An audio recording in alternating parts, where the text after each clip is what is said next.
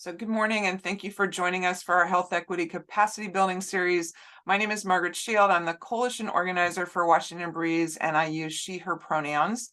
We appreciate each of you being here today. So please use the Zoom chat to introduce yourself. You can share your name, your pronouns, and your organizations, and anything else you'd like to share with the group this morning. So as I start our meeting, I'd like to offer this land acknowledgement that we here in Washington State gather on the lands of the Pacific Northwest Coast Salish and the Plateau tribes. We're recognizing their invaluable contributions to our state, economy, history, and culture. And this acknowledgement is a reminder to support tribal self-determination, tribal sovereignty, and upholding government-to-government relationships. And this commitment is part of our efforts to form a more just and equitable society. So Washington Breeze is a statewide coalition. We're working to reduce the harmful impacts on our communities from commercial tobacco use, sales, and industry tactics. We've been working together for about 1 year now, this very month in September. And more information about our vision and mission is on our website at washingtonbreeze.org, and we welcome you to join us. As we work towards our vision, we use 3 overarching strategies. We build our capacity and skills, we increase understanding and awareness about commercial tobacco issues, and we join together to amplify our voices for policy and systems change. So our coalition works on what we call policy change education, and this slide helps explain that we educate about positive policy changes, but we don't lobby or organize lobbying activity in our meetings because our coalition is currently funded by federal and state sources that prohibit lobbying.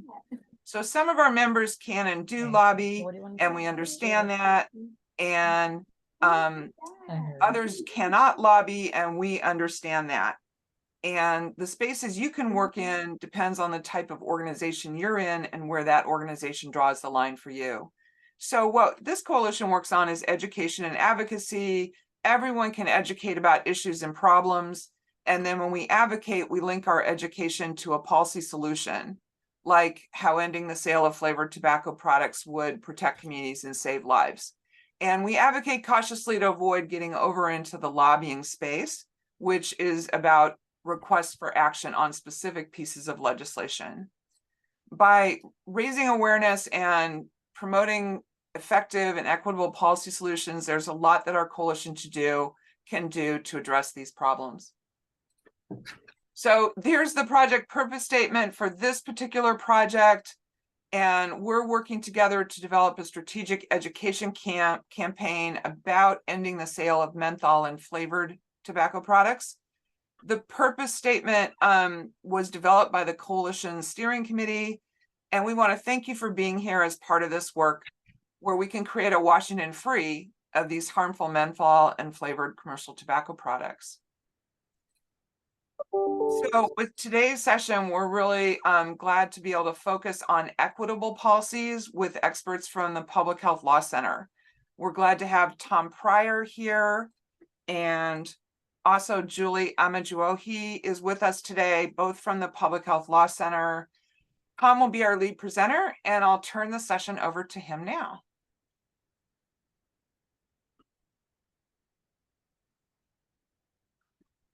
I'm just gonna share my screen 1 second. Can everybody see that? And everybody can hear me, it looks like. Great, thanks so much. Well, thank you for having me here today. I really appreciate the opportunity to meet this group of, sounds like amazing professionals working in a very important space, and to talk about equitable flavor ban policies. So my name is Tom Pryor. I'm a staff attorney here at the Public Health Law Center. I joined in February. Before joining PHLC, I did litigation at a law firm in Minneapolis. I have a JD and also a PhD in political science. With me is my colleague Julie, who's a lead senior staff attorney and the head of our national team. And so I might be kicking things over to her if there are questions that come up that probably are more in her alley. I want to point out too that, this is going to be a presentation, but I want it to also be a conversation. I was looking at the introductions as people were joining. There's just really amazing talent and experience and perspectives on this call. And, I'll be talking about what PHLC has learned about these issues, but to the extent you have questions, you have things to offer and chime in with, I hope you'll do so. Probably the most effective way to do that is to put a question or comment in the chat. I'll try to keep tabs on that. If it's a question, I'll try to answer it as soon as possible and appropriate. And if it's a comment, we can open things up to a brief discussion and interrupt the slideshow in the presentation. So as I mentioned, I'm with the Public Health Law Center, which is located at Mitchell-Hamlin School of Law in St. Paul, Minnesota.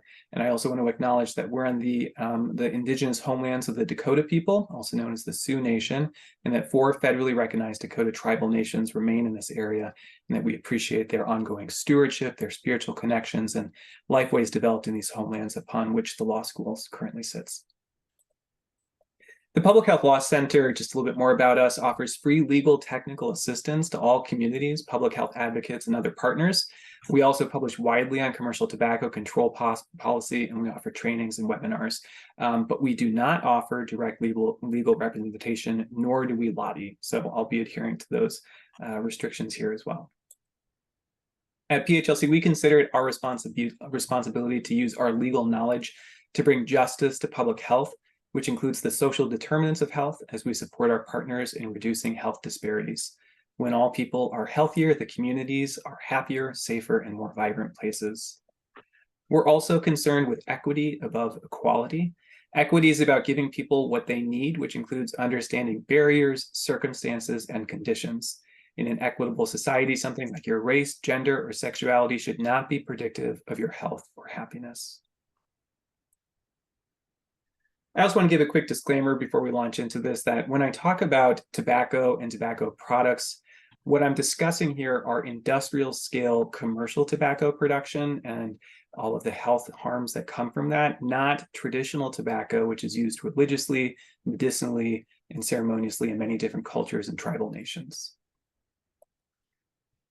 All right, before we launch into our discussion of flavor policies, I kind of want to set the stage here and define the problem and point out that, in a lot of ways, we've experienced some huge successes in the public health community over the past half century.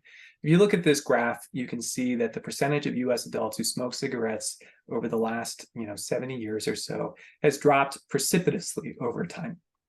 And that is true by and large across different age groups as well. This graph shows US cigarette smoking rates by age group with different age bands, including 18 to 29-year-olds up through 65 and over. And as you can see, over the last 20 years in the 21st century here, we are having dropping rates of cigarette use in the United States. And that's something to pause and celebrate. That's thanks to great education campaigns and policies at the local, state, and national level. But there is a concern that these positive trends might overlook or actually be concealing some troubling developments. And those are mainly that people, and in particular youths, have been switching from cigarette use to other types of tobacco products, specifically electronic cigarettes or vapes. So here we see a couple of graphs. On the left, it shows the percentage of adults aged 18 and over who currently use e-cigarettes by age group and sex in the United States. And as you can see, that youths have much higher rates of e-cigarette and vape use than do adults. On the right, you can see those rates changing over time. It shows the growing share of US secondary school college students who vape regularly. So that would be the percentage of people who report using vapes in the last 30 days before taking the survey. And what you can see is that from 2015 through 2018, which is what the data has there, those rates have gone up very sharply, as high as 27% for 12th graders or seniors in high school. And so the issue here and what we're concerned about is that vape use is harmful on its own, but it's also potentially a gateway behavior towards using even more harmful products like cigarettes or traditional tobacco products. And that to the extent e-cigarettes and vapes are popular amongst youth groups, that starts a troubling trend wherein today's younger generation of Americans will become tomorrow's regular cigarette smokers. And of course, much of the vape trends are driven themselves by flavor trends.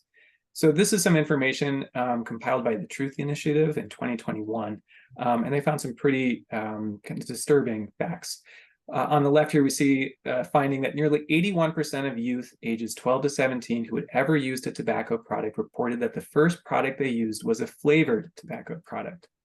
On the right, we have some data showing that youth ages 12 to 17 who report flavoring as a primary reason for using a tobacco product by types of tobacco products that they used. And indeed, for things like e-cigarettes and hookahs, we're looking at 4/5 of all users say they're using it because they're flavored products. And below that, you have the ages of adult tobacco users who use flavored tobacco products. And again, it's the youngest users who have the highest rates of flavored products. So this is all pretty intuitive. Kids, like everybody else, like sweet things, and they're more likely to try something like a bubblegum flavored vape than a tobacco flavored vape. So flavored products and flavored e-products in particular get kids hooked, and they also make it harder to quit because it's a more pleasurable experience. And to the extent they're using these flavored e-products, that has potential, current and long-term health impacts and potential opportunities to transition them into even more harmful behavior. One particularly pernicious flavor is menthol. Big Tobacco has made a point of targeting youth and Black smokers in particular with menthol products.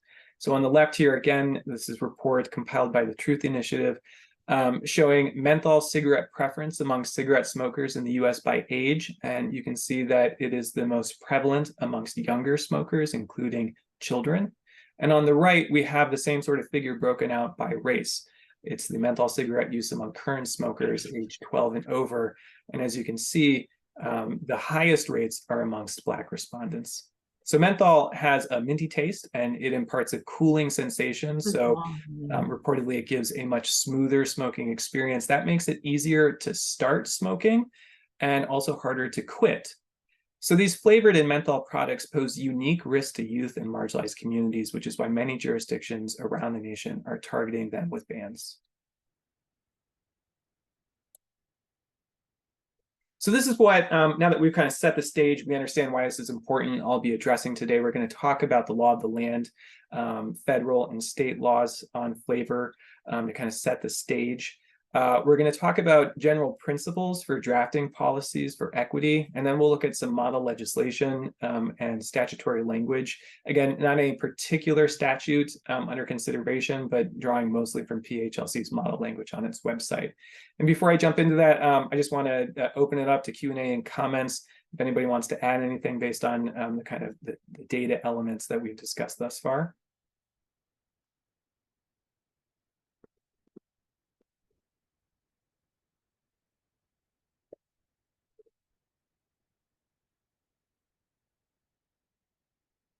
Well, if anything does come to mind, feel free to join in through the chat or otherwise.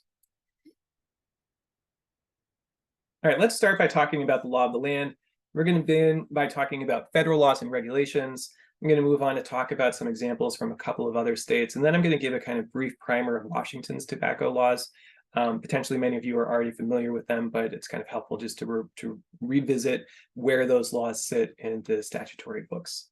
So let's start with federal laws and regulations. And the two things I want to touch on here are the Tobacco Control Act and also the Tobacco Control Act and FDA regulations that come from that legislation. Let's begin with the Tobacco Control Act of 2009. This is a landmark public health law and a major success, although with limitations. And it does a variety of things. It restricts tobacco marketing and sales to youth. It requires smokeless tobacco products to carry warning labels. It ensures that modified risk claims are supported by scientific evidence. So you can't advertise a tobacco product as being light or low tar unless you clear that language through the FDA first. It requires disclosure of ingredients in tobacco products, and it preserves state, local, and tribal authority to regulate tobacco products. Now, much of that authority is implemented through the FDA, and the FDA is authorized to pass further regulations under the law. So what we can see here is that the law covers a variety of products, including cigarettes, cigarette tobacco, roll your own tobacco, and smokeless tobacco. And it further authorizes the FDA to deem other products should also be covered by the law. So as originally drafted, it didn't encompass things like e-cigarettes. That's noticeably missing from that list, but it did authorize the FDA to deem those products to be covered by it later on. Now, one of the main areas of controversy and litigation that's come from the TCA is whether and to what extent it preempts local regulations, which is going to be relevant here because it impacts states like Washington or local jurisdictions and their authority to enact tobacco regulations. So just to make sure that we're on the same page in terms of terminology, the federal government can do what's called preempting state and local governments from passing laws on certain subjects. And that basically means that the federal government tells state and local jurisdictions that they can't enact legislation in that particular area. And they can do that explicitly by saying so in legislation, or they could do it implicitly by enacting some comprehensive set of laws that is so comprehensive that it's practically impossible for states to legislate in the same space without contradicting that federal law. And as an aside, which we'll return to later, states can do the same thing. They can preempt local jurisdictions like cities and counties from enacting ordinances that are going to be governed at the state level. In any event, the TCA includes what some people have called a preemption sandwich of clauses within the Act. So it begins with a clause that preserves local authority to prohibit the sale of tobacco products. But then it follows that up with a preemption clause that preempts states from enacting what are called tobacco product standards, which is not a defined term in the law. But then it clarifies right afterwards that the preemption element doesn't apply to the sale of tobacco products, which is a really fun tripartite clause for lawyers to interpret, but a headache for everybody else to figure out what you can actually do as a state without stepping on TCA preemption issues. So it's a bit confusing, but some things we know for certain is that the FDA and the federal government is responsible for product standards. And there's some kind of obvious examples of what that might be. Things like nicotine yields in cigarettes, the actual specific ingredients that you include in cigarettes or tobacco products, and how they're constructed. Whereas states retain their traditional powers to do things like sales ban or enact smoke-free rules or issue tobacco retail licensing laws or tax tobacco products. Where it gets confusing, however, is what distinguishes a product standard from a sales ban. And that's very relevant for us here today as we talk about things like flavored products, because you want to be able to ban flavored products without accidentally creating something that amounts to a product standard. And that's been the tobacco industry's line of attack on various flavor bans throughout the nation. They're arguing that by banning the sale of a product due to its characteristics, you're really just announcing a standard for how the product must be made. And so far, the courts have rejected that argument, but it's possible that a law, if crafted in a particular way, might find itself on the wrong side of that line. So it's worth paying attention to. It's also possible that the courts could reverse course. Thus far, it's been unanimous across all of the federal circuit courts that have ruled upon this issue, but it hasn't made its way to the Supreme Court. They haven't weighed in on it, and so we're not exactly sure what they're going to say about it if it does hit their desk. All right, let's shift a little bit and talk about some of the regulations and enforcement actions that have come from the TCA and the FDA. And we'll start by talking about some of the successes thus far. Now, the TCA immediately banned flavored cigarettes, which was a major public health victory in and of itself. But it also, as I mentioned, gave the FDA the authority to expand the types of products that it regulates. And they did use that authority, their deeming language, which I referenced earlier, to cover things like e-cigarettes. So technically, all vapes and e-cigarettes need to go through the FDA's pre-market review process before they can be sold in the US. What I mean by that is that when the TCA was passed, it basically kind of locked into place the sorts of tobacco products that can be sold in the United States. And if you're going to develop a new tobacco product, you have to go through the FDA's pre-market review process so that it can ensure that that product is acceptable, that it's not making inappropriate statements about modified risk and things of that nature. And by expanding their regulatory coverage to include things like e-cigarettes, technically all e-cigarettes and vapes should have to go through that process as well. So technically they shouldn't be sold in stores until the FDA tells them that they're allowed to be sold in stores. Thus far, the FDA has given pre-market approval to, I think, 23 brands of e-cigarettes. And hypothetically, those should be the only products that you ever see sold in US stores. But as we all know, there's hundreds of other varieties that are still on shelves in retailers nationwide, varieties that should go through the pre-market review before being authorized for sale, and maybe are going through that process, but haven't gotten the acceptance and are being sold anyway. Now, part of the problem here is that vape companies and retailers are pursuing delay tactics to slow enforcement. So if the FDA, for example, denies their pre-market review, they can file an administrative appeal, which takes time to go through, and in the process, maybe ask for a stay permitting them to keep the product on the shelf while that's going through the administrative appeals process. But part of the other problem is that the FDA is just not being aggressive enough or lacks the resources to pursue the sorts of fines and penalties that will get bad actors to start obeying the law. So the FDA has sent warning letters, for example, to various retailers, distributors, and manufacturers, but I at least am not aware of them using their fining authority to actually, put the hammer down on these people to get them to stop their behavior. Part of the problem, too, is that the market's just big and it moves really fast. And even if the FDA is yanking some products off the shelf, they're just replaced by new ones. It's only one agency, and there's thousands of retailers all across the country using hundreds of different products. So it's hard to stay on top of that whack-a-mole game. Now, just as importantly, when we're talking about FDA challenges and limitations of what they've done thus far, the original TCA exempted menthol from the cigarette flavor ban. So while we're talking about expanding flavor bans to cover things like e-products, it's also important to recognize that currently menthol products, menthol cigarettes, are still legal in the United States. Now, there have been some promising developments. Things happen very slowly over in FDA land, but we're crossing our fingers that any day now they will announce a menthol rule. They were supposed to announce it this summer, and that was per a petition that PHLC and other organizations put forward the FDA to ask them to adopt a rule banning menthol products. And that petition was sent to them 10 years ago. And even 10 years have gone by, they've had plenty of time to look at this. They decided to extend the comment period and haven't yet announced their final rule. But we're hopeful that that could come within our lifetime, I suppose, is the timeline we're looking at. Now, part of that same rule, it also banned flavored cigars, which are also exempted under the original TCA language. And that's a loophole that we hope that they'll close as well.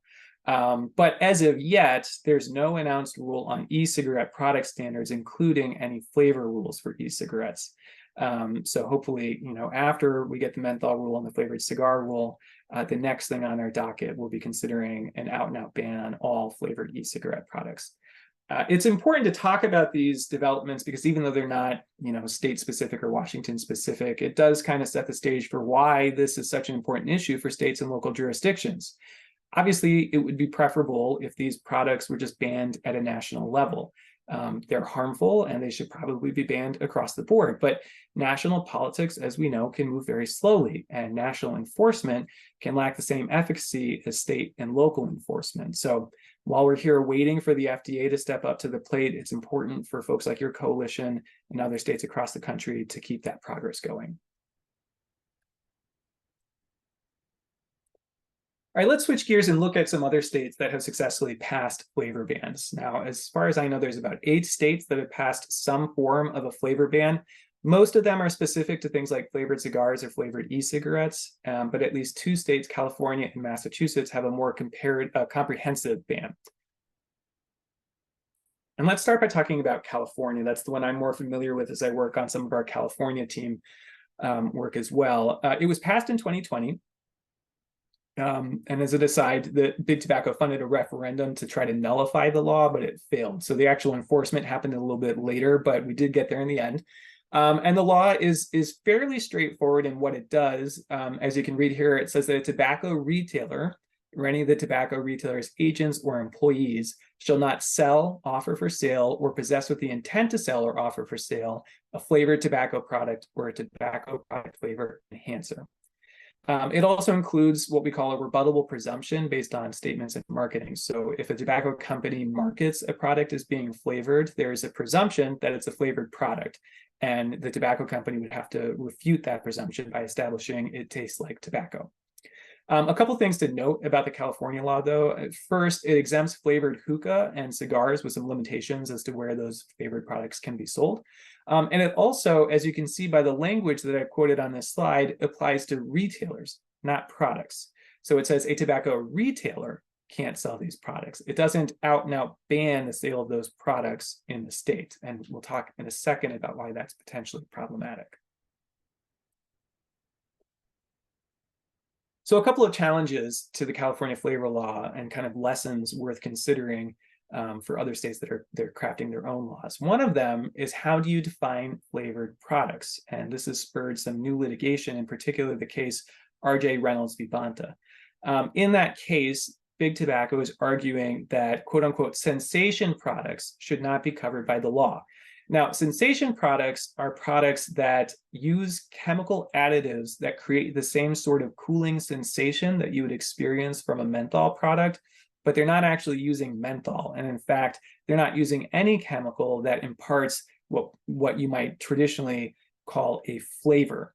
In particular, they're using a non-menthol, they're developing non-menthol menthol cigarettes that contain a chemical called WS3, which is an ingredient that imparts that cooling sensation, but it doesn't itself contain any flavor. And so what Big Tobacco is arguing is that these non-menthol menthol products are not flavored tobacco products because there's nothing in them to alter their taste. The only thing that's altered is the sensation that you get when you smoke it. Now, I think there's good arguments for why WS3 and these non-menthol products are in fact flavor products under traditional definitions. Because, you know, when you think about eating food like spicy peppers or ice cream, something like the cooling sensation or the heat that you get from that product is really inseparable from what it tastes like, from its flavor. But I think the more proximate issue here for us is that they're marketing these products in a way to suggest that they're flavored, which should trigger the presumption, the rebuttable presumption element that I just discussed. Litigation on this is ongoing, so we're not really sure what the courts are going to say about it. And you know, it's kind of an uncomfortable element because the litigation thus far involves, you know, actual chemical analysis of the products, which is potentially getting us close to that product standard territory that we're supposed to be avoiding. And probably is not where California wants to be arguing this. We're hopeful that everything goes through smoothly, but it's worth considering, and we'll return to this when we talk about definitions and model policy language, because really where the rubber meets the road in crafting successful policy is anticipating these sorts of litigation challenges so that you can avoid them before they begin. There's also been a potential issue with implementation. Now, this might be rectified with an amendment that California is considering this year, but originally and as passed, the California law wasn't clear as to who had primary enforcement authority. So local jurisdictions can enforce the flavor ban, but often there's confusion as to how local enforcement agents, whether that's law enforcement officers or public health officials, are supposed to do that. Can they go into stores and seize products? Can they levy fines? Will they be stepping on the toes of the California Health Department? And because of that confusion, there hasn't been as much uptake of the law as perhaps we'd like, and more flavored products are being sold than should be sold in California. And finally, there's a problem with online sales. Now, as I mentioned just now, the ban applies to retailers. It says retailers shall not sell these products. It doesn't apply to products. It doesn't say, for example, these products cannot be sold. So out-of-state retailers and other companies have been shipping products into California that have been purchased online, and they're exploiting this potential loophole that essentially the law might not apply to them. So that's another thing to consider as you draft your own language to make sure that you're closing that online loophole before it begins. Any questions about California before I move on to Massachusetts? I realize I've been talking for a while, so.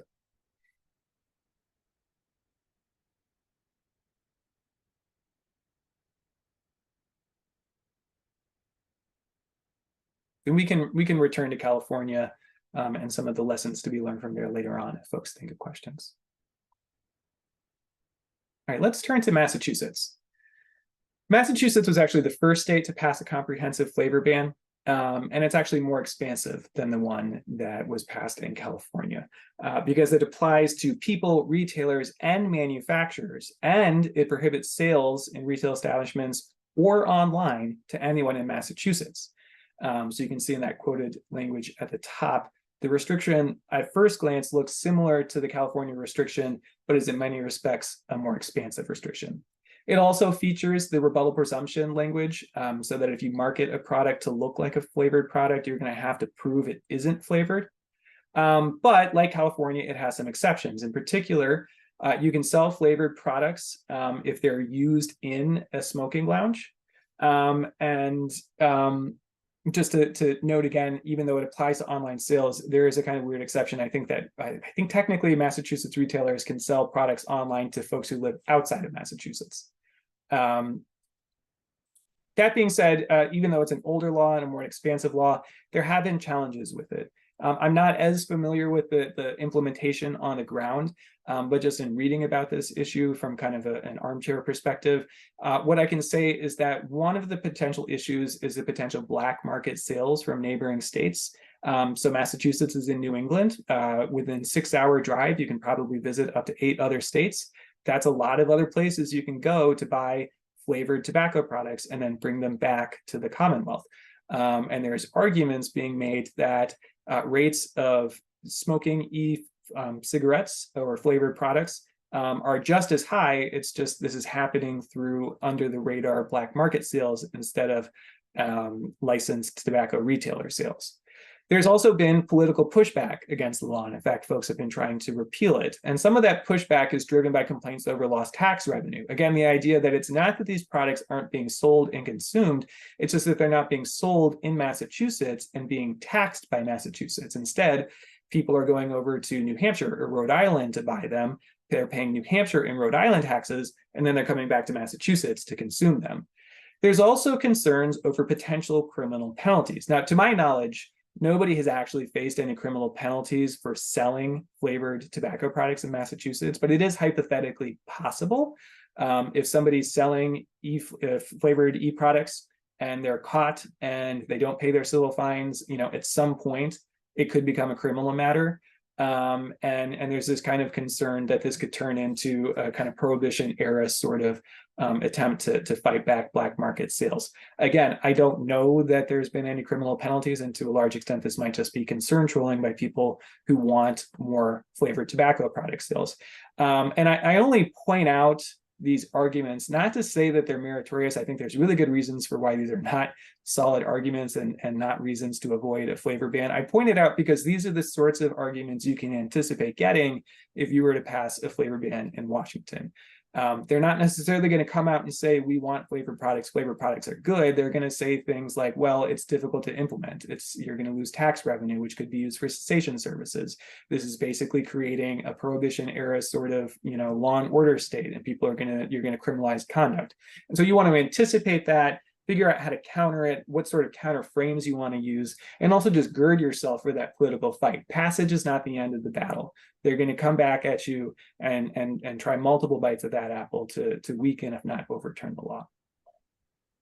Any questions about Massachusetts before we move on?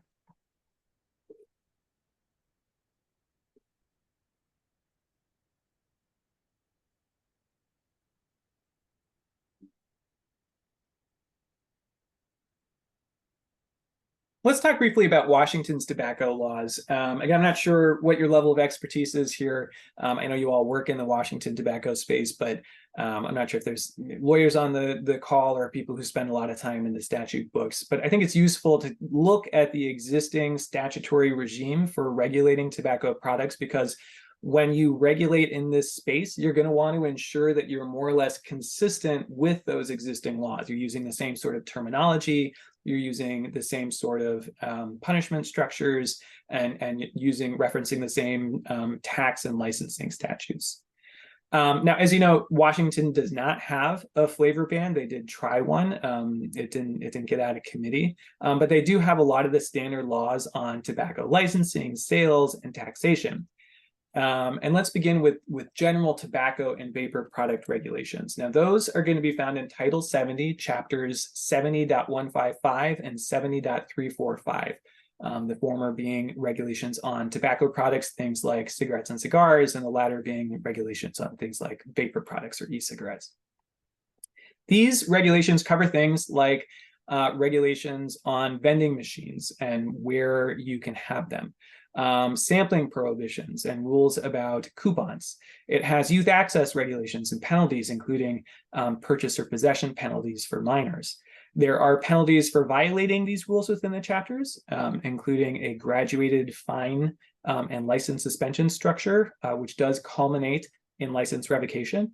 And for vapor products, there are also rules on use restrictions, in particular banning the use of vapor products around youth-oriented areas.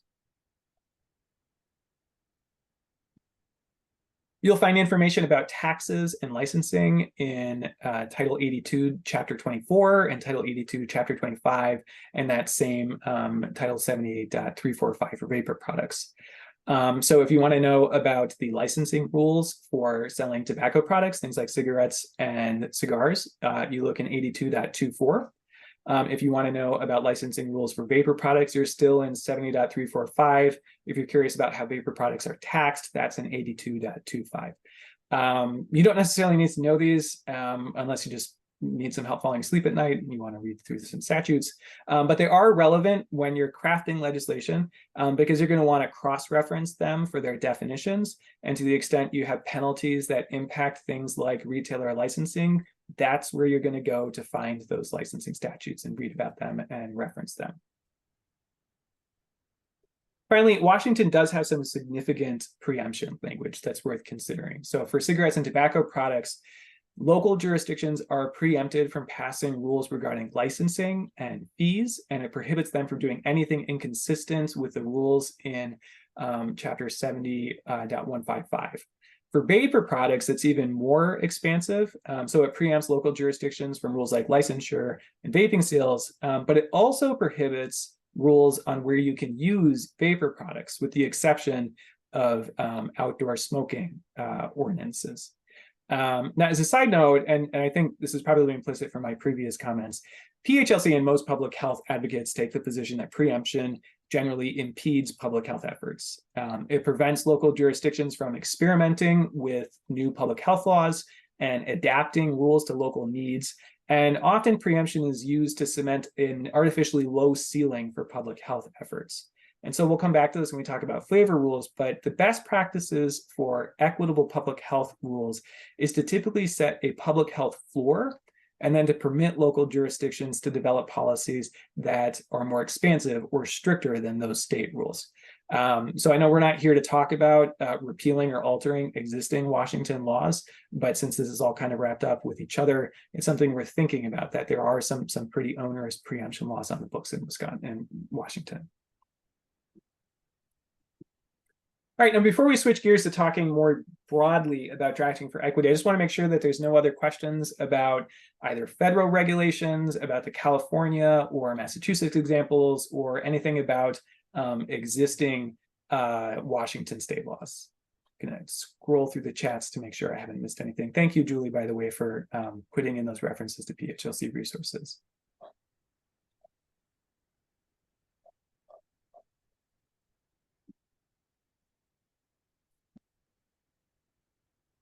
Either pop a question in the chat, or if you just want to unmute yourself and ask a question, make a comment.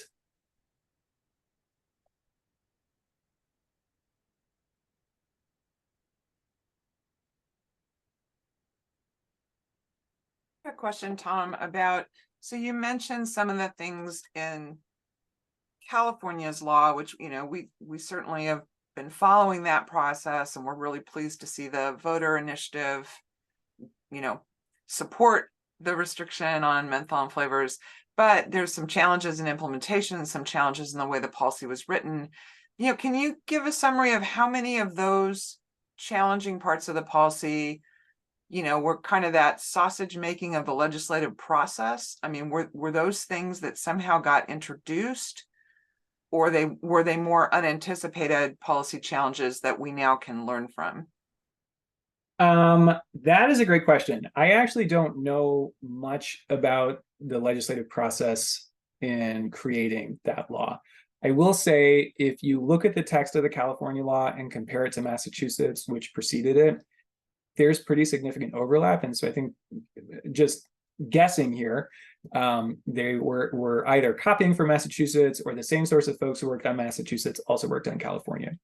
So it is possible that some of the issues with the California law were because of just legislative process and making exceptions for different public interest groups.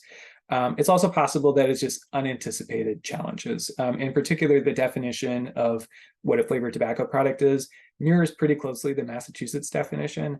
And I'm just not sure that they really saw the sorts of arguments that tobacco was going to make coming down the pipeline. And the new sensation products in particular was a bit of a curveball. I think that caught all of us a little off guard. So we'll talk a lot about, how you make good definitions to kind of future-proof them and be comprehensive while precise. But it's probably worth pointing out that you're not going to do this perfectly.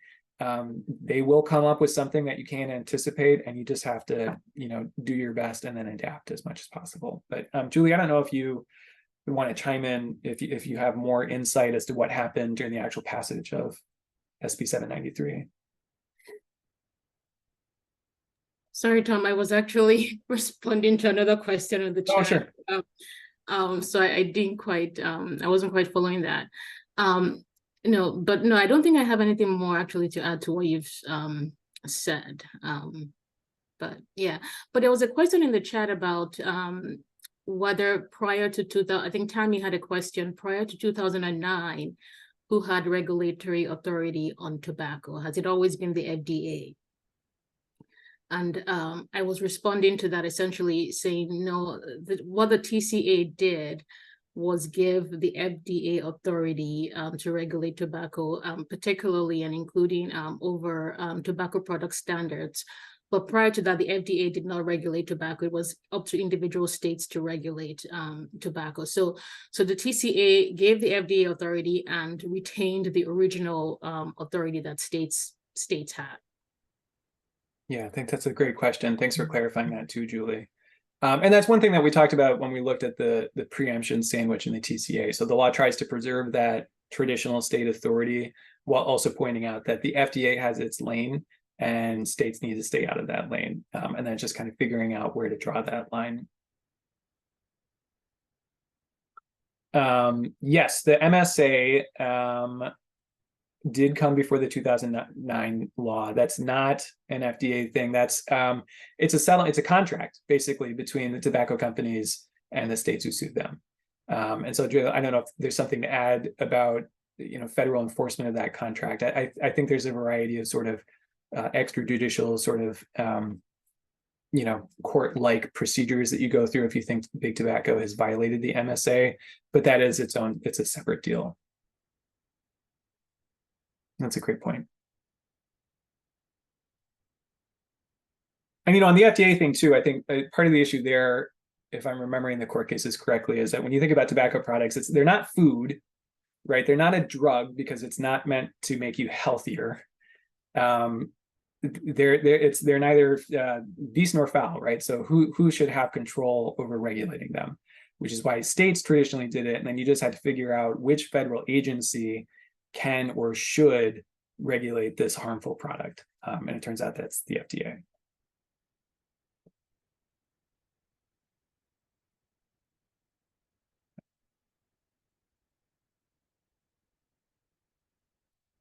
Anything else before we move on? It's a good observation that there is this patchwork of laws that you have to navigate through. You're not legislating on a blank slate. All right, well, we'll come back to some of these themes, and we can always circle back at the end of the presentation as well. So now I want to talk about just kind of general drafting principles and what we need to be thinking about when we're making these policies to ensure that we're doing it with equity forefront in mind, and that we're not leaving anybody behind. So we've got a lot to talk about here, but very generally, we're going to be talking about pushing burdens upstream, leaving no community behind, nothing about a community without that community, making real investments, protecting ceremonial use, and at the very least, doing no further harm. So let's start with pushing burdens upstream. Now, When we talk about upstream versus downstream policies, what I mean by those terms are talking about policies that impact the source of the problem, like manufacturers and retailers, versus policies that impact more diffuse communities and people who are harmed by the problem. So an example of an upstream solution would be banning the sale of tobacco. Endgame, just banning tobacco outright, would be the ultimate equitable and upstream solution. An example of a downstream solution is banning the purchase or possession of tobacco product. So the former acts directly on manufacturers and retailers and keeps the product out of the market, and the latter, standing on its own, permits the product to flow through the market, but then punishes people who use it. Now, in general, upstream regulations are going to be more effective. A colleague of mine likened it to a leak in your house. Absolutely, you want to clean up the water on the floor, but your first priority should be fixing the leak, preventing more water from flowing in the first place. With tobacco, the same principle applies. It's always better to limit or eliminate the flow of the products into the market rather than trying to address their harms after they're already being sold. But this isn't just about what's the most effective policy, it's also an equity issue too. Downstream solutions, or solutions that focus on users, are basically punishing addiction. And to the extent that marginalized groups are more likely to use tobacco products and are more likely to be subject to biased law enforcement efforts, policies that focus on purchase, use, and possession, or PUP penalties, will disproportionately burden those communities. So as a general principle, it's always better to focus on upstream solutions and solutions that push the burdens onto retailers and manufacturers rather than downstream solutions or solutions that are focused on users of tobacco products. Another equitable principle to keep in mind is to leave no community behind. Too often in public health legislation, and in addition to just legislation in general, we forget about the various people who are going to be impacted by this and the specific marginalized groups that might have disparate harms from the policies. And so it's really important to think about and identify marginalized groups who are impacted by tobacco products and to think expansively. Consider intersectionality, for example. It's not just about protecting Black communities, but LGBTQ Black communities, and really just thinking about who big tobacco is targeting with what types of products, to make sure that your policy is not leaving out these groups who are targeted by specific products. So one example would be hookah products, which I know that you're discussing in Washington. It's definitely an issue in California, and I suspect Massachusetts as well. Those products target particular communities. If you have a flavor ban that exempts hookah, you're kind of exempting that community from whatever protections that flavor ban is designed to give. And then a kind of paired principle about that would be nothing about a community without that community. It's not enough to just identify the community that you want to protect. You have to make sure that that community is involved in the process and involved in a real way, that they actually have a seat at the table, that you're listening to them, that they are driving the process, and really kind of breaking down this distinction between they and us, right? These words that I keep using for lack of more artful terms. Similarly, you want to collect data, right? If you care about something, measure it. If you want to ensure that you're going into communities, hearing their voices, learning about what they're concerned about, make sure that you're measuring that as you go, because if you have an unmeasured goal, there's really no accountability, and at the end of the day, it's not really a goal. Further, you want to make sure that you're making real investments with this law. And this kind of connects to the idea of upstream versus downstream solutions, in the sense that if you're just passing unfunded mandates, then you're not really doing anything real. So you want to make sure that to the extent you put out this policy, that you actually have enforcement mechanisms, and those enforcement mechanisms are fully funded. So that something real comes of it. You want to track the implementation of that policy and measure those results.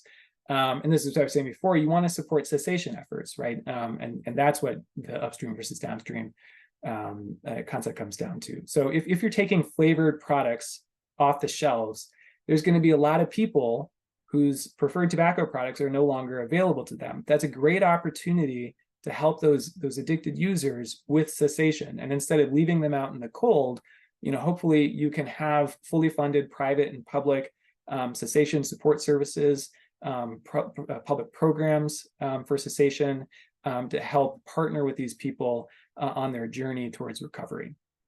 Now, the alternative to making real investments in a policy is essentially to health wash the problem, to borrow a phrase from the environmental movement. You'd have paper regulations that aren't enforced, and that will give a false sense of accomplishment. And that gives industry cover for their harmful practices, and it also acts as a hurdle to making more meaningful reforms.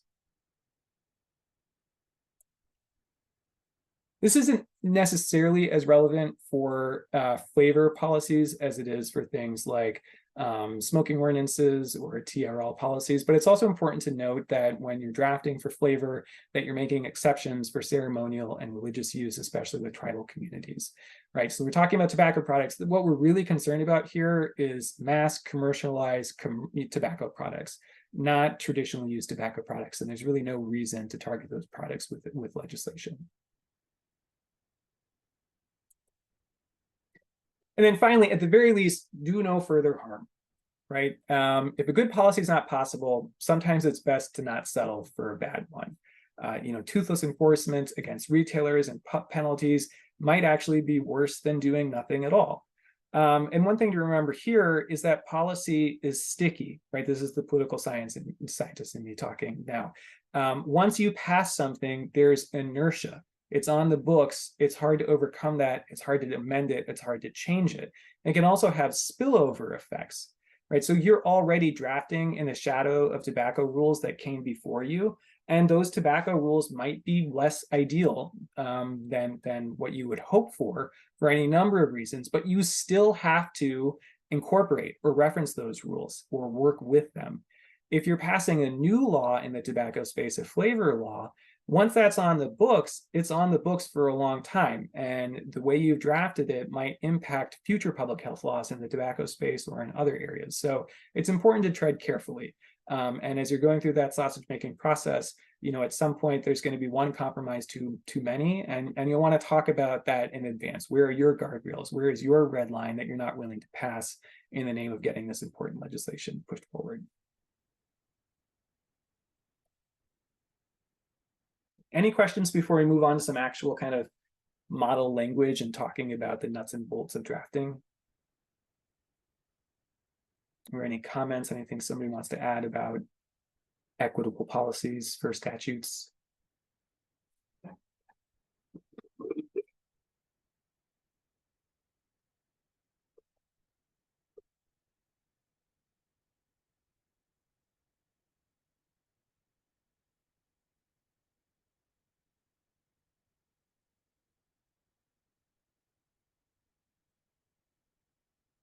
All right, well, we'll be keeping some of these principles in mind as we talk through some kind of model legislation and some actual language. All right, so what I want to talk about today is basically kind of walk through what your standard law on a flavor ban would look like. It's probably going to include a purpose section. It's definitely going to have some definitions. You'll have the actual restriction itself. What are you banning and how are you banning it? There's going to be some penalties and enforcement elements. You'll want to address local implementation, and then last, very briefly, but still importantly, we'll talk about severability. Let's start with the purpose section. Now, when we do local tobacco retail licensing ordinances or other local laws, PHLC usually encourages cities and counties to include a very long list of whereas statements, whereas the city finds X, whereas the city finds Z. I believe the convention in Washington, when you're passing new laws, is to have a much shorter purpose section, but it's still important to have it there. And it's also very important to fill the legislative record with evidence and with further statements about the purpose of a law. This isn't just window dressing. It's not just politicking. It actually can have an impact on whether the law survives judicial challenge. So I'm not going to go too much into detail on different levels of judicial scrutiny, but you should know that when somebody sues over a law, the court is going to apply different levels of scrutiny to that law. They'll be more or less skeptical of whether the law is valid, depending upon the nature of the challenge. And oftentimes they're going to look for whether the law is a good fit between the way it pursues its goals and what those goals are. And one way that you can survive those levels of scrutiny is to have a really robust record in the legislative history or in the text of the law itself, establishing what you're trying to achieve, why you're going about doing it in the way you're doing it, why this is important, and why your methods are the best methods. Because then you have this big trove of information for your lawyers to point at when somebody's challenging the law, to say, look, judge, we considered this. And believe it or not, the legislative branch is the experts in this, not you. And so you should defer to us our findings, our well-considered opinion as to why this is an important or compelling interest, and why these are the most narrowly tailored means of achieving that interest. And here I'm using some kind of buzzwords that you'll see in court cases about these sorts of laws. Any questions about that?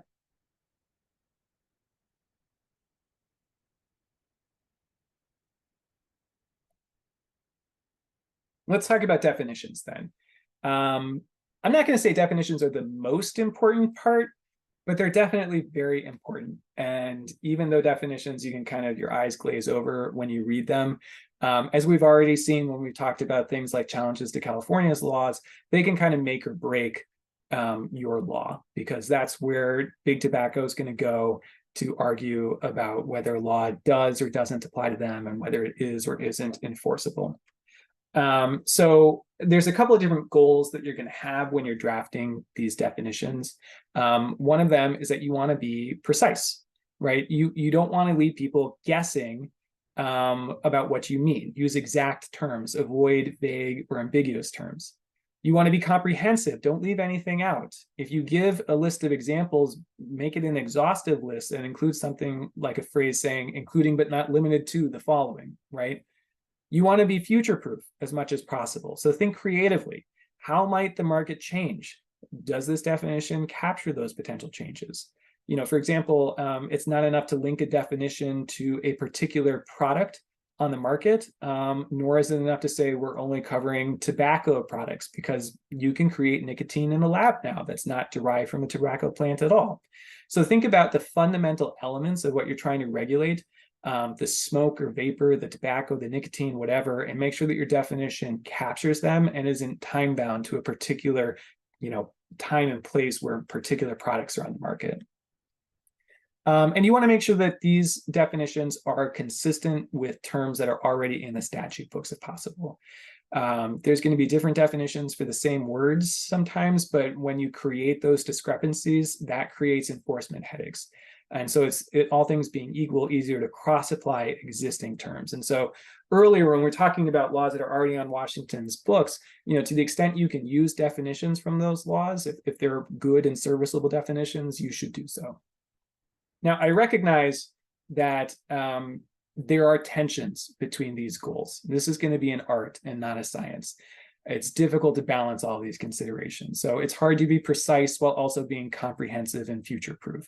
And sometimes it's hard to do those things while also being consistent with existing terms. And so you just have to do your best, take your time, and do it right to the extent that you're able, and then kind of roll with the consequences if something unanticipated happens. So let's look at some examples of definitions. Here's PHLC's model definition for flavored tobacco products. Now, there's a lot on the page here, so I'm just going to kind of highlight a couple elements of it. And we'll talk about, why we've drafted it this way and what some of the advantages are of this sort of language. And we'll start with this part one, that a flavored tobacco product means any tobacco product that imparts a taste or odor distinguishable by an ordinary consumer other than the taste or odor of tobacco. Now, one thing that I like about this definition is that it doesn't require a chemical analysis of the product, right? If it doesn't smell or taste like tobacco, it's a flavored product. End of story. One benefit is that that is relatively easy to enforce. Some jurisdictions do what's called a smell test. You bring people in a room, you make sure that there's no other odors around, you're not using strong scented lotion or anything like that, and they open up tobacco products and they smell them. And if it smells like something other than tobacco, it's a flavored product. That's it. You don't have to send it to a laboratory. You don't have to look at the ingredients. If it smells different, it's different, and it's covered by the ban. Another advantage to this, and kind of for similar reasons, is that this protects against preemption arguments.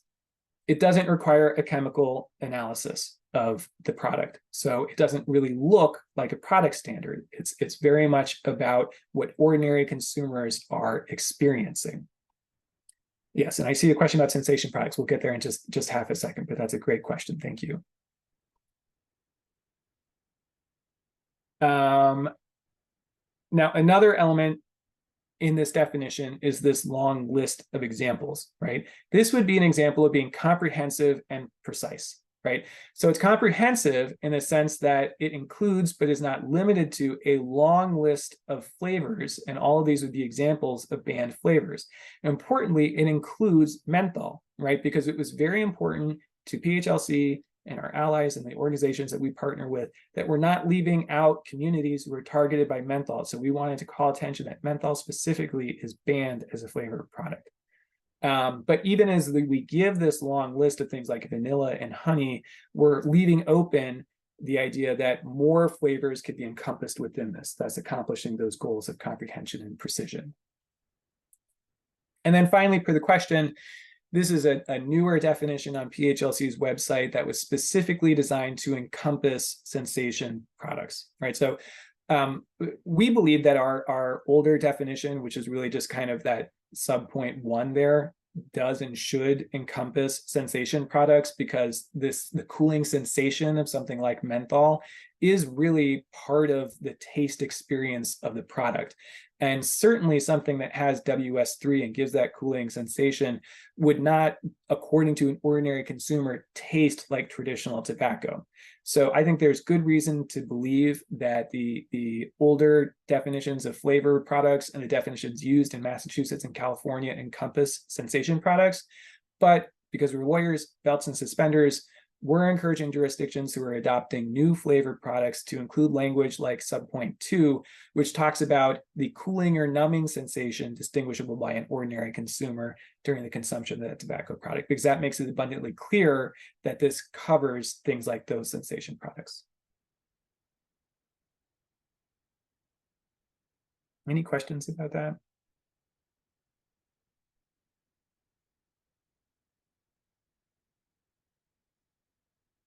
So let's compare this to California's definition. And again, there's a lot on the page, so I'll highlight a couple elements of it. And this is not to pick on California, it's just to point out that there's a lot of different ways of doing the same thing, and different sorts of definitions can come with different sorts of hurdles. So what you'll see from the bolded language here is that California has a multi-layered definition of a flavored tobacco product.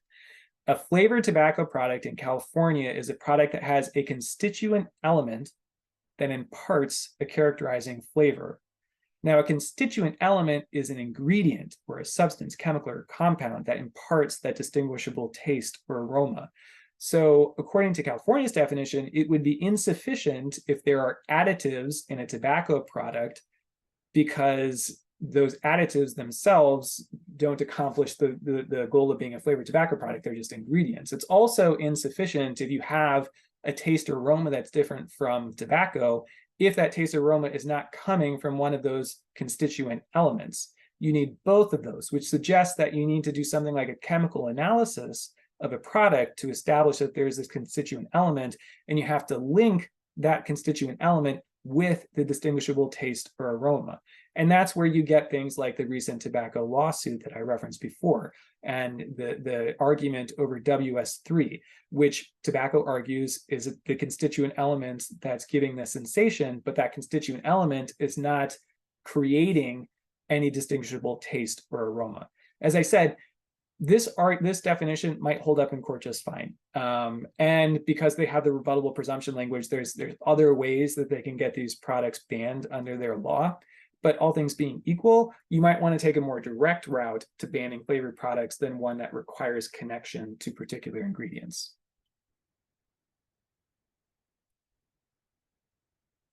All right, so what I want to do now is a kind of brief quiz. I'm going to show you a variety of different tobacco products. Before I do that, let's look at PHLC's definition of tobacco products. I'm getting ahead of myself here. I was excited about the quiz. Again, this comes from PHLC's website, and so I've already given you the hint to pay attention because there will be a quiz. And again, I'm going to bold some of the important elements of this definition so that we can look at it. So when PHLC defines tobacco products, we look at tobacco products that are made or derived from tobacco or nicotine, right? And so I already referenced this. This is important because we're concerned about a couple of different things. We're concerned about tobacco, but we're also concerned about nicotine because that's a really addictive chemical and is harmful in its own right. And because we know that nicotine can be created in laboratories, it's not enough to just say tobacco-derived nicotine. You should just say nicotine to really encompass those sorts of products that are coming on the market. And then we also give a long list of examples of the sorts of products that we mean when we talk about products derived from tobacco or nicotine, including things like cigarettes, cigars, chewing tobacco, etc. Again, to accomplish the goals of being precise while also comprehensive. The other element of PHLC's definition focuses on e-products. And here again, in an effort to be kind of future-proof, we focus on mechanisms, whether the product produces an aerosolized or vaporized device, instead of naming particular sorts of products, right? Because names change, products change. What we're concerned about are electronic products that produce aerosolized or vaporized tobacco or nicotine. So again, trying to be precise and comprehensive at the same time. And then finally, the PHLC definition focuses on components that can add flavor to things like cigarettes and covers those as well. Note here that our definition specifically covers shisha and hookah, again, because we didn't want to leave those communities out when we ban flavored tobacco products. We want them to be protected by that ban as well. All right, so does everybody have this definition in mind? Okay, so now we're going to move to the quiz. All right, so I'm going to show you a variety of maybe tobacco products, maybe flavored. And what I want you to do is to put a thumbs up reaction on your screen if you think that according to PHLC's definition of a tobacco product and a flavored tobacco product, that product would be covered and thus banned. All right. So this is, we're going to say, a picture of a coffee flavored vape. So if you think that according to PHLC's definition, a coffee flavored vape would be banned as a flavored tobacco product, give me a thumbs up. And I can only see a few people here on my screen. All right, I'm seeing a couple of thumbs up. Great. So I agree with you. I think that coffee flavored vapes would be covered as a flavored tobacco product because obviously it doesn't taste like tobacco because tobacco doesn't taste like coffee, and it's an electronic smoking device. What sort of electronic smoking device? I don't really care. If it's aerosolized or vaporized, it's an e-device covered by our definition. All right, how about flavored cigars? Give me a thumbs up if you think these are covered. Seeing a couple thumbs up. And again, I agree with you. Under PHLC's definition, a flavored cigar would be covered because it's derived from tobacco, but also we specifically say cigars are tobacco products. And to the extent this flavored cigar doesn't taste like traditional tobacco, or the ordinary consumer would recognize it doesn't taste like tobacco, it would be covered by our definition and banned. How about flavored hookah? So a blueberry flavored hookah product, or shisha, I should say. Thumbs up if you think this is banned. Great. Thank you. Yes. To the extent that the hookah is using a tobacco-derived product, it is banned. And also note under subsection 3, we talk about components like specifically hookahs. So belts and suspenders, we make sure that in multiple ways this product is covered by our definitions.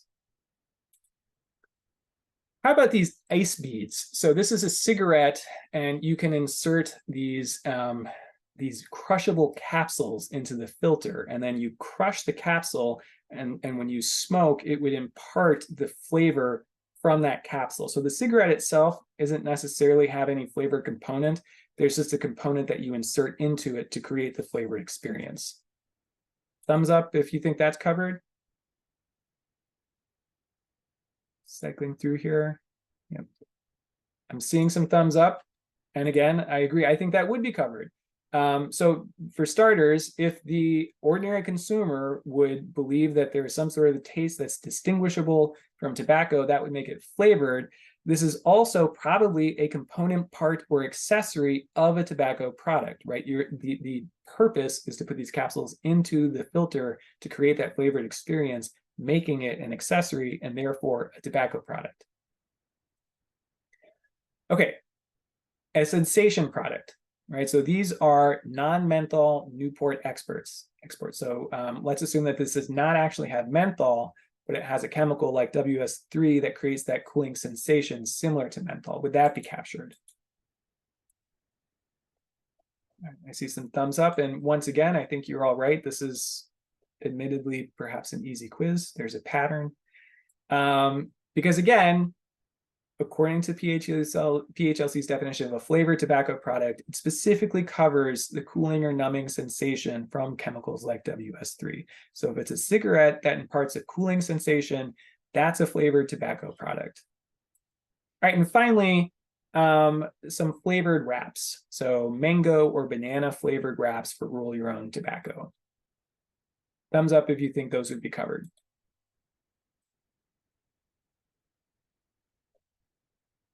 I'm seeing some thumbs up there as well. And again, I would tend to agree with you.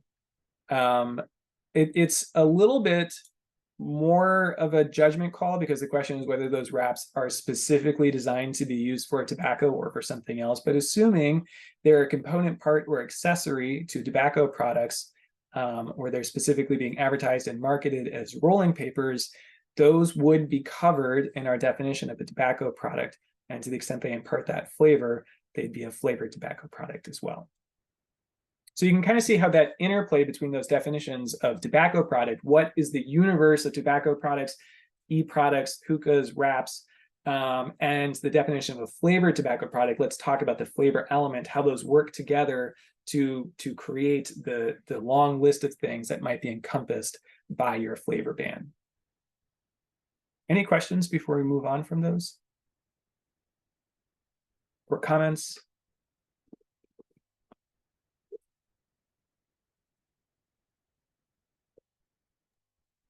I have a question about shisha and whether it contains honey and if that's a flavor. I don't know if all shisha contains honey.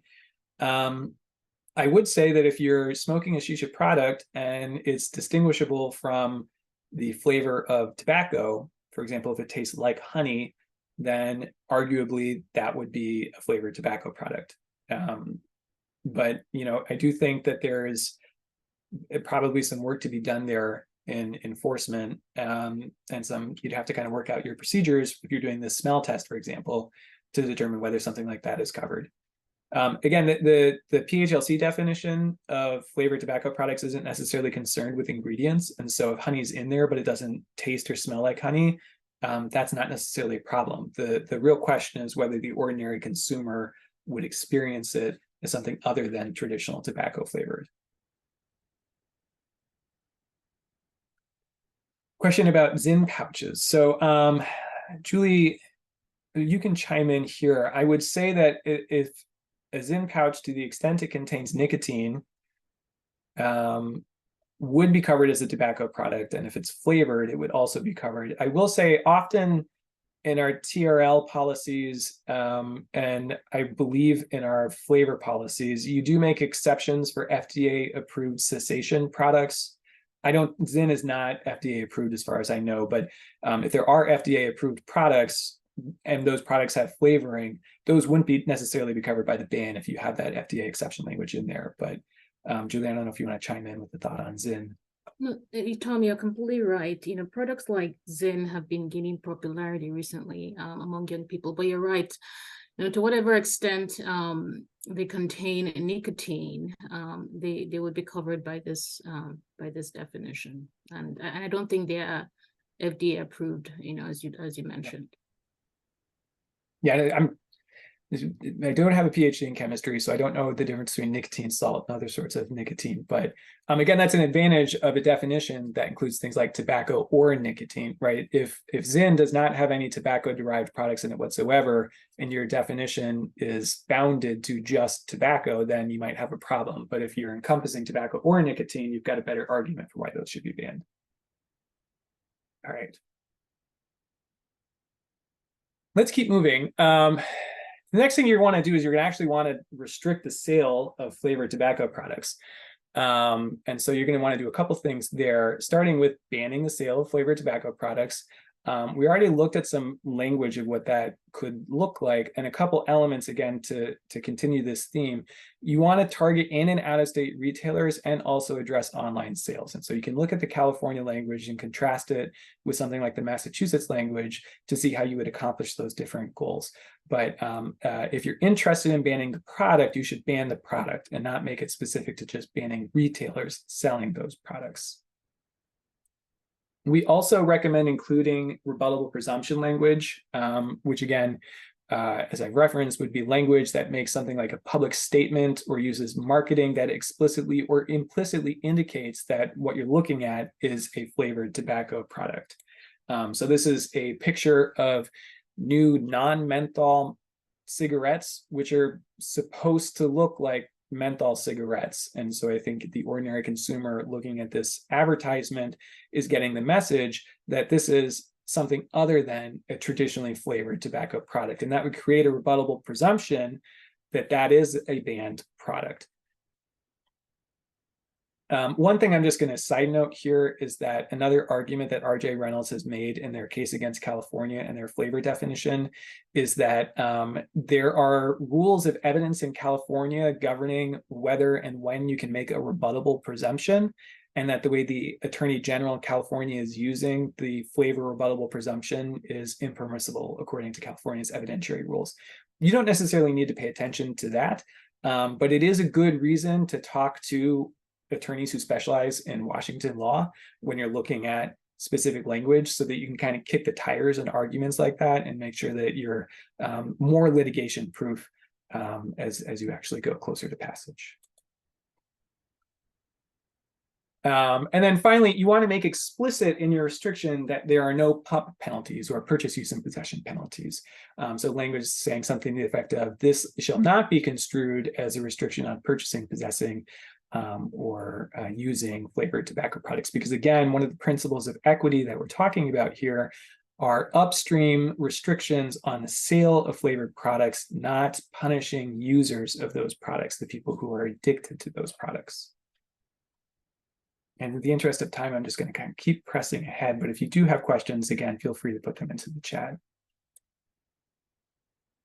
Now, since you have a restriction, you're also going to need a way of enforcing that restriction, which typically comes through things like penalties. The existing Washington regulations for tobacco retailers use a graduated penalty scheme, which is very similar to the scheme that PHLC recommends in its model language. It has graduated penalties that start with, according to the new legislation, $1,000 for the first infraction of a flavor ban, going up to infractions that include suspensions, and then finally ending in license revocation. And one thing I want to note here is that you're talking about the number of infractions within a given 3-year period. The length of time that those infractions can accumulate is important. If it's a short period of time, like the number of infractions you accumulate within only a 1-year period, very few retailers are probably going to get dinged with 5 or more infractions in a year. And so if license revocation doesn't come until you accumulate 5 infractions, hardly anybody's ever going to have their license revoked under the law, because they'll keep getting a fresh slate every calendar year. So the longer you've got that time period, the stricter your law will be, and the more bad behavior you're going to be covering.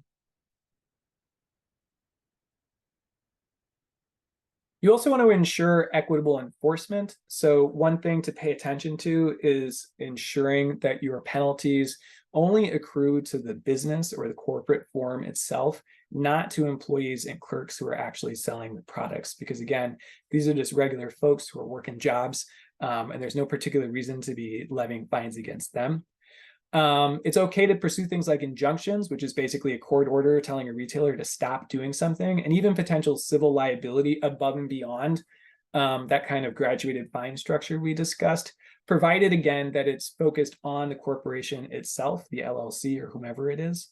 And finally, just to point out that you should be very wary of criminal penalties. And this is kind of harkening back to some of the arguments that folks are making in Massachusetts. If anybody could construe the penalties in your law as potentially including criminal penalties, those criminal penalties could be used against individuals who are selling flavored products in a black market sort of setting.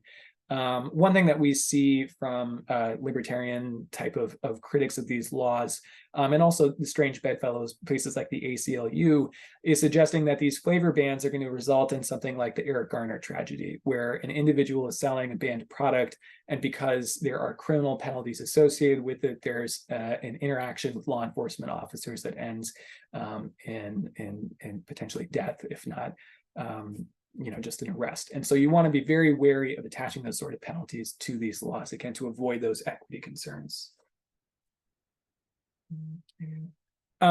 This is just kind of a lawyerly reminder to include procedural protections for people who are potentially running afoul of your flavor bans. And so you want to link to existing administrative procedural laws or whatever the existing language is in your other tobacco regulations to ensure that whoever is getting these infractions has a means of challenging them in a court or some sort of administrative law setting. And this is just a due process issue. If you are facing a potential civil penalty, you should have your day in court to argue why it shouldn't apply to you.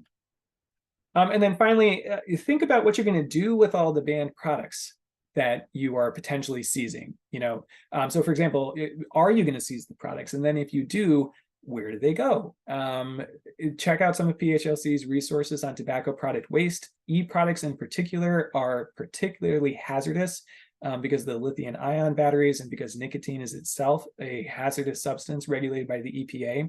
If the state of Washington or some city is accumulating thousands and thousands of flavored e-products, you're going to want to figure out how to dispose of those responsibly. And so one thing that you can do would be to direct the enforcing agency to come up with rules and regulations on how to responsibly and legally dispose of seized products. And then, as we've been discussing throughout, when we're talking about enforcement, we want to make sure that there's real enforcement, that you actually have provisions requiring retailer inspections, that products are actually being seized, that fines are actually being levied, to make sure that this isn't just a paper law, but it's actually being enforced in real life. That enforcement should be assigned clearly, and whoever is responsible for it should be held accountable for enforcing it, so you avoid a California problem.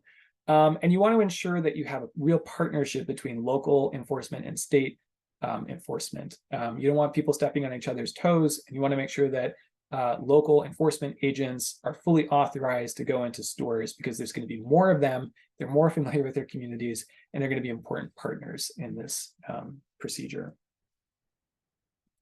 Heading out of time, so I'm just going to end by talking about severability, which is just a lawyerly note to include. It's basically boilerplate, so you want to figure out whatever the Washington version of this is. And it effectively says that if some part of this law is struck down, the other parts of it should survive. We would intend all of this even individually or together.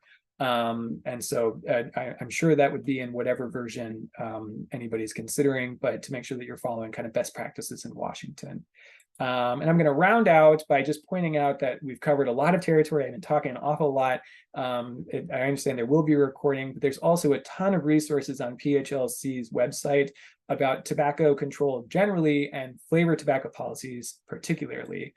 So here's just a list of publications we have with links if we get access to the slides at some point, but they should all be available on PHLC's website for you to check out at your leisure. So with that, we just have a couple minutes left. If there's any kind of lasting questions, I'm happy to stay on for anybody who has just enormous appetite for these sorts of conversations. I realize I've taken up a lot of your time already. That was an excellent presentation, Tom, and really thorough. And thank you for setting all the background and then getting into the policy details. So yeah, folks, if you have a question, put it in Zoom chat or open up your mic. We have a few more minutes.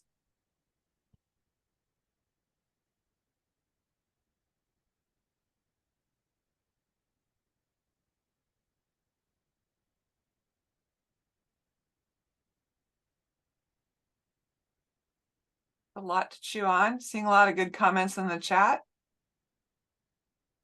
People learned a lot.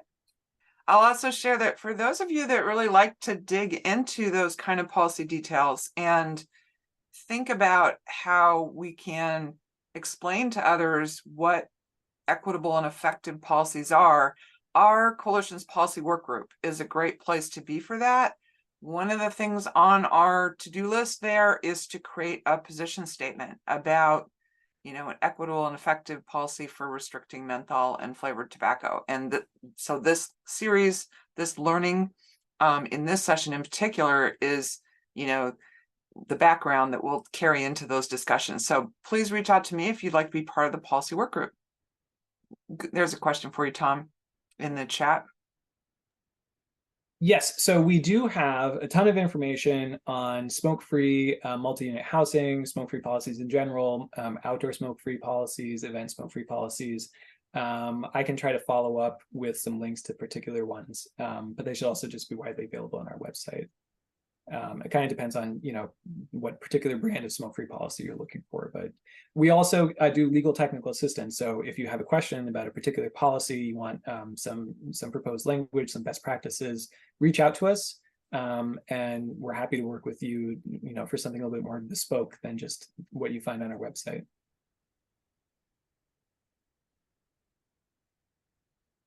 Great, thanks, Tom. I'm going to go ahead and wrap up the recording there, but as Tom said, he'd stay around for just a few minutes if anyone has other questions or comments. So stop the recording.